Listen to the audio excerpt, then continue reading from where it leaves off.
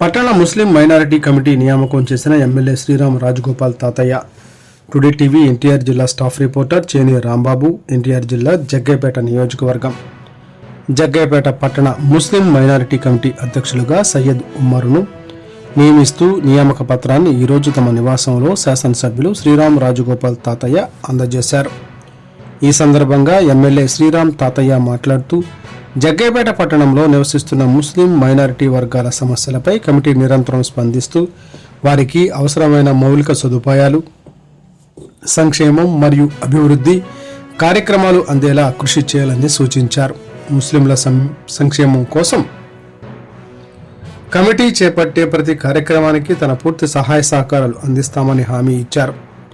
ఈ కార్యక్రమంలో షేక్ అన్వర్, షేక్ మదావర్, షేక్ ఇస్లాం, షేక్ అక్బర్, దర్గా చైర్మన్ షేక్ రఫీ, షాదీఖానా chairman Syed Shabbu, MLA PA Nagul Meera, వివిధ హోదాలలో ఉన్న మత పెద్దలు, నాయకులు మరియు కార్యకర్తలు పెద్ద సంఖ్యలో పాల్గొన్నారు.